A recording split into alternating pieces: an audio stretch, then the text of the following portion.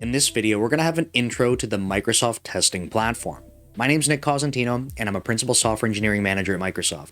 This is going to be the first video in a set of videos, part of a playlist, where I'm going to be talking about Microsoft testing platform and then comparing and contrasting some of the different testing frameworks that can leverage Microsoft testing platform. I figured that it would be a good start and really important to look at what Microsoft testing platform is, so we can have a better understanding of that before diving into some of the specifics. And because if you're like me and you didn't really realize that this was happening behind the scenes, there's a lot of really cool stuff that's come up with Microsoft testing platform. And for me, that's probably going to mean that I'm starting to shift which testing frameworks I'm using based on the information that I've seen presented. So with that said, let's jump over to this Microsoft Learn article, walk through it, we'll talk about some of the details, and I just want to be transparent in that in this video, we're not going to be writing code specifically because I want this to be an intro video to what Microsoft testing platform is. In the other videos that will follow in this playlist, we will be looking at more code examples, comparing and contrasting. So just a quick note on that. So if you do head over to the Microsoft Learn website, you can see that in the left nav, there is an entire testing section. There's testing platforms, and you can see Microsoft testing platform in the left nav. And we're going to walk through this overview. There's a lot of really interesting information here. So I just wanted to kind of start by clarifying what Microsoft testing platform actually is, right? So we can see it's a lightweight and portable alternative to VS Test. And for those of you that have written tests in C# and .NET, worked in Visual Studio, probably familiar with VS Test over the last X number of years. This is really what we've been using and we're familiar with. But the important part is the Microsoft testing platform is embedded directly in your test projects, and there's no other app dependencies. This is super cool for us. And if you're familiar with running those other types of tests, right, we have VS Test Console, you'd be running .NET Test to go run the tests, and we don't have to do that anymore. So we'll see more details of that coming up. It is open source, as you can see here, then you can actually check out the code on GitHub. So if you want to go see what it looks like, it's all available for you to check out. Now, there's some core things that the developers wanted to make sure they had in the Microsoft testing platform. So we're going to read through what all of these are down here, because I think that there's a lot of things that if you're glancing over this, you might not really realize, but there's some powerful things that we should call out. So they did try to maintain compatibility as much as possible. So I think that that's really cool that if you're familiar with doing things a particular way, Microsoft testing platform should, for the most part, allow you to start using the new way without breaking all of your old stuff, and you can sort of transition over to that. So for me personally, I'm going to be leveraging that kind of thing so that I don't have to go start everything from scratch, throw out all my tests, nothing like that, but I can start migrating over. I think the first thing on this list is this word determinism. And if you are someone who's writing tests, I think if you have a lot of really basic, simple tests that the idea of determinism might not even cross your mind, because you're just like, I wrote a calculator and I'm writing unit tests on it, and obviously it's going to be deterministic because I put number in, I get number out. Like by definition, it should be deterministic, right? I think that one of the things that comes up though is when you start having more complicated tests, or you have more complications or complexity with your, continuous integration, continuous deployment pipelines, you start to have scenarios where all of a sudden things look pretty similar in your dev environment, maybe slightly different in CI/CD, and all of a sudden you get different testing behavior and that kind of thing. So they're saying that ensuring that running the same tests in different contexts, so local continuous integration, will produce the same result. Right? The new runtime does not rely on reflection or other dynamic .NET runtime features to coordinate a test run.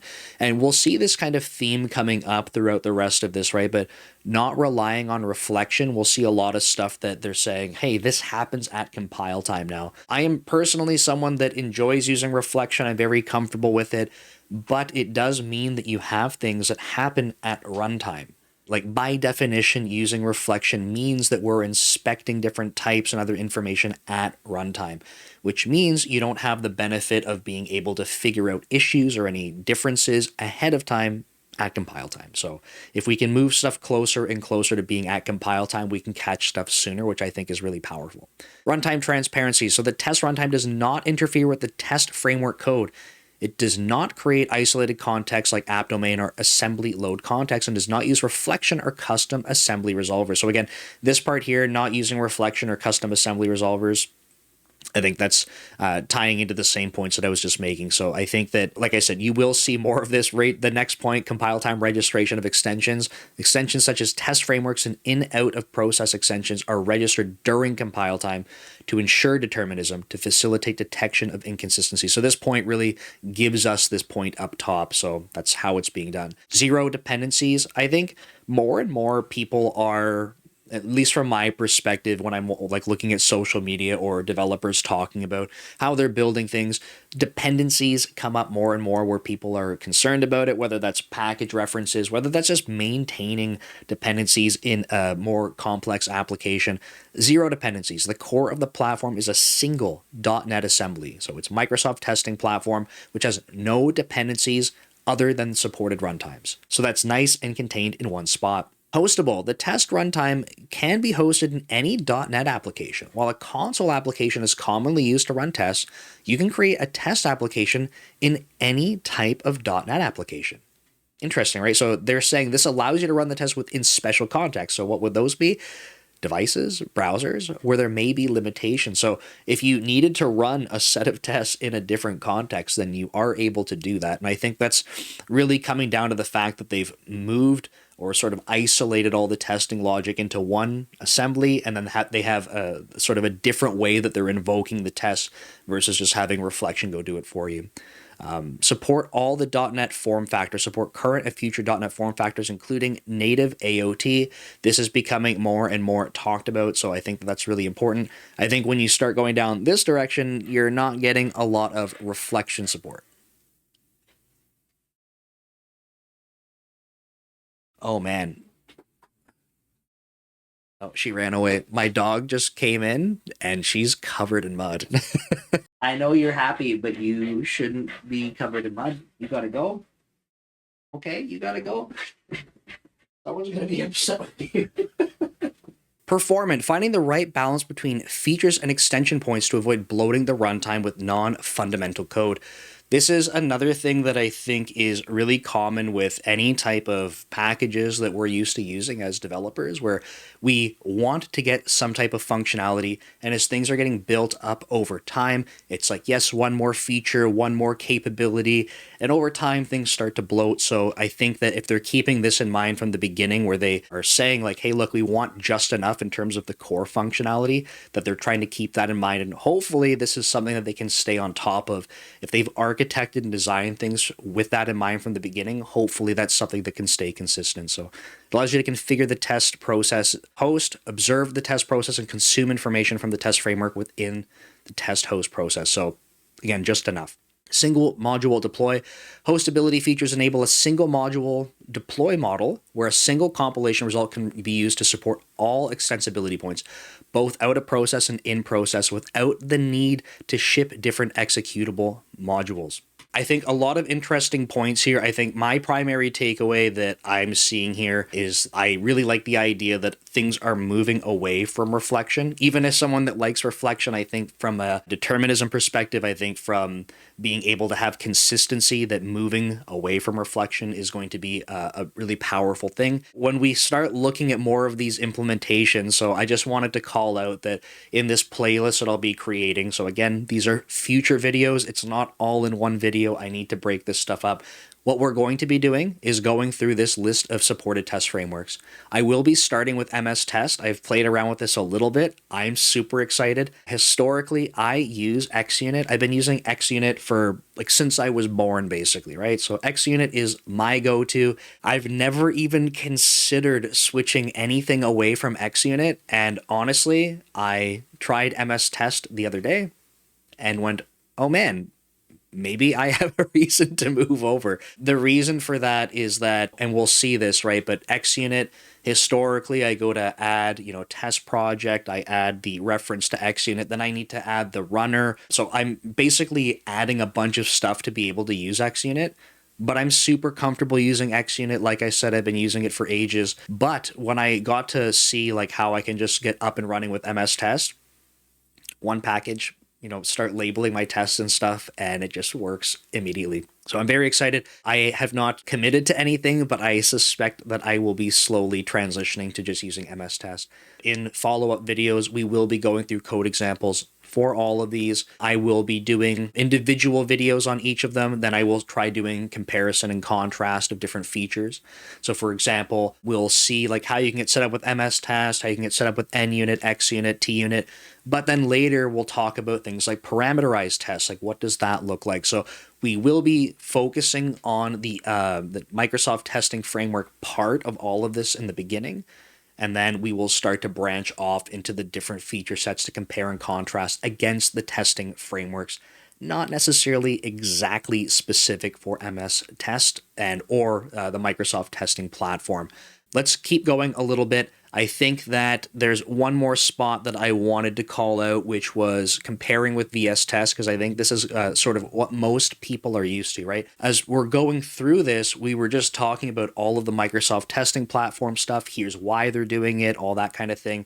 But what does that mean when we're contrasting with what we're used to already? Tests are executed in different ways depending on the runner, okay? So if we're using VS Test, this is what ships with Visual Studio, the .NET SDK, and a standalone tool. VS Test uses a runner executable to run tests.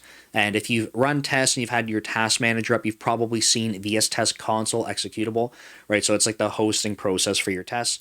And you can see that through running .NET Test if you're not running necessarily in Visual Studio, but running it on the command line. This point here, execute Microsoft testing platform tests. We kind of saw on the previous page, right, that the Microsoft testing platform is embedded directly in your test project. We don't need to ship other executables, which is really cool, right? You don't need to have anything extra to go run your test. You literally just run the executable. It runs the tests for you. So I think that that's a really nice value add. Again, when I was talking about XUnit, just in order to have stuff get recognized in Visual Studio for the runner, I have to add stuff. If I want to go run it on, my command line, I have to make sure that I have stuff available. With Microsoft testing platform, we just run the executable that's made that has our tests and it will work. But let's look a little bit more specifically about this. This page, in my opinion, is a little bit disorganized, but I think there's some good information here.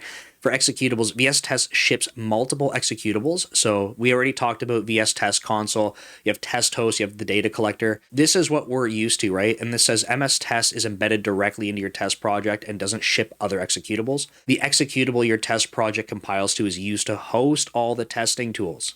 That's kind of what I was just saying. I feel like this little paragraph does a much more succinct job than some of the other points that are above.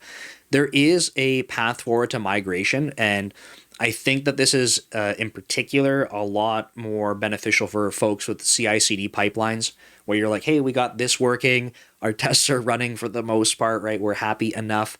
But if we're going to start migrating, what the heck is that going to look like? So in addition to the steps specific to your test framework, you need to update your test infrastructure to accommodate this, right? So .NET Test, this is the command line that we're used to running, but it says the options are divided into two categories: build-related arguments and test-related ones. The build arguments are passed to .NET Build command, and as such, don't need to be updated for the new platform. So that's good. Half the set of arguments we don't have to worry about.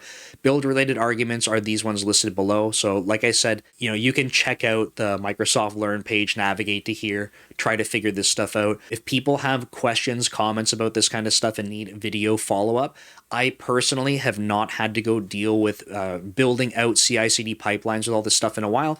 But if people need help with it, we need some extra tutorial coverage, leave comments. I will try my best to try tackling specific scenarios with tutorials.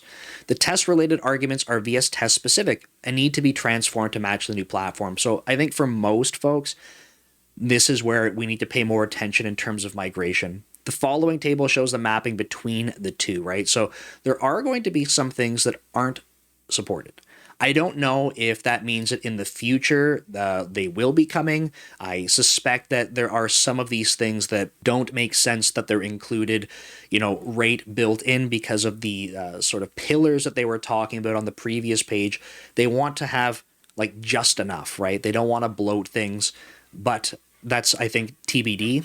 So if you're using blame features in particular, I think that some of these are not supported at all, right? So the -- blame is not supported. Blame crash collect always not supported. There are some things that they do have that seem to be supported with the -- blame, but it seems like it's more specifically with crash dumps and taking dumps in general. So I would, encourage you to go pay attention to these specific things where they're not supported. And then the other thing is that depending on data collectors, depending on loggers, depending on test frameworks, I think that you're going to be probably experiencing some gaps. And I think that's just something to pay attention to when it comes to these other things, because they're not built into this Microsoft testing platform. That's going to mean, like, for something like a testing framework dependency, that testing framework is going to have to make sure that they're starting to build in support and functionality for Microsoft testing platform. So that's why it is going to be dependent on those things. The Test Explorer, right? So this is, for me, a really big thing because I use Visual Studio. I like running my tests right in Visual Studio. I just want to right click, run tests, or go to the testing panel,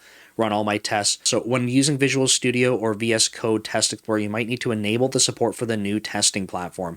In my experience so far with using MS Test with the Microsoft testing platform, this just happened automatically. I don't remember toggling anything. We'll make the video, we'll walk through it.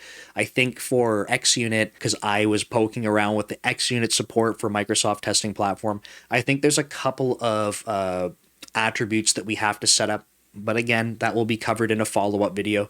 So depending on what you're doing, you might have to tweak a couple of things. But so far, I had MS Test and XUnit easily showing up in the Test Explorer. I'm not too concerned about that. If that was going to be something that was broken for some reason, and like you could only do this kind of stuff on the command line, that would be a deal breaker for me. I just don't run my tests on the command line. I like having the UI for it. So Visual Studio Test Explorer supports a new test platform starting with 17.14. So this is going to be important, right? Like if you're on older versions and you're like, hey, it's not working, start with the supported version. So you might need to update. VS Code Test Explorer supports a new test platform starting with version X. Version X? Did someone forget to update a version number? I'm not sure. Azure DevOps, you might need to update your pipeline to use the new test platform. So I think that this page probably needs a little bit of more detail, but I think that's an okay start. Like, you might need to update your pipeline. Like, thank you, that's helpful, but like to what and like under what conditions? Same thing, when you're using VS Test Tasks and Azure DevOps, you can replace it with .NET Core Task. So again, if you're switching over to using Microsoft testing platform, there's a bit of a migration path that you'll have to consider. But just a quick recap, right? The build arguments, you don't have to worry about for .NET Test, and the testing ones, yes. However, remember that you can, in fact, just run the test assembly with the Microsoft testing platform. So literally .NET Run on the test assembly will run your tests. So I think that that's pretty cool. Overall, I'm personally pretty excited to start switching over to Microsoft testing platform. This was the type of thing that I wasn't even aware that was happening. I think probably at the end of 2024 at some point. On Twitter, there was a conversation and someone from Microsoft, I can't remember the individual, they had commented on a tweet and they said something along the lines, it might have even been Scott Hanselman, I'm not sure, but commented something about MS Test, and I was like, why are we, like, who's talking about MS Test, right? Like, why, like, we have XUnit. Why is anyone talking about anything different? Even if people were talking about NUnit, I'm like, why are you talking about NUnit? We have XUnit. And I remember at that point, it was like, pay attention because there's going to be some changes. I'm like, okay, we'll see about that. And then I had someone from Microsoft reach out recently and mention that, all of this stuff was basically coming to fruition. And I went, oh crap, I should really pay attention. So I'm excited. I am personally thinking that I will move from XUnit to MS Test in some of my projects because I like the idea of a lot of this being, packaged more tightly, and just the extra complexity and oddness around having the test runners and stuff. Just having it all in one spot is going to be great. So I think this will be cool. Like I said, we'll have some follow-up videos after this one where we're walking through the different testing frameworks. And that's actually going to give me an opportunity to work with TUnit, which if I scroll, where was it? TUnit here, right? So I haven't actually used TUnit. I know that some folks have already made a bunch of videos on TUnit, but I use XUnit. I will likely switch over to MS Test. I'll make some videos on NUnit as well, and then TUnit will be an interesting learning for me to share with all of you. So hopefully you found this interesting. If you did, remember to leave a like on the video, comment below if you're thinking about switching to a different testing framework or at least moving over to Microsoft testing platform. Would be interested to hear your thoughts. And just a reminder, subscribe to the channel for more videos like this. And as mentioned, I will have more videos for this series coming up soon, so check them out up here. Thanks, and I'll see you next time.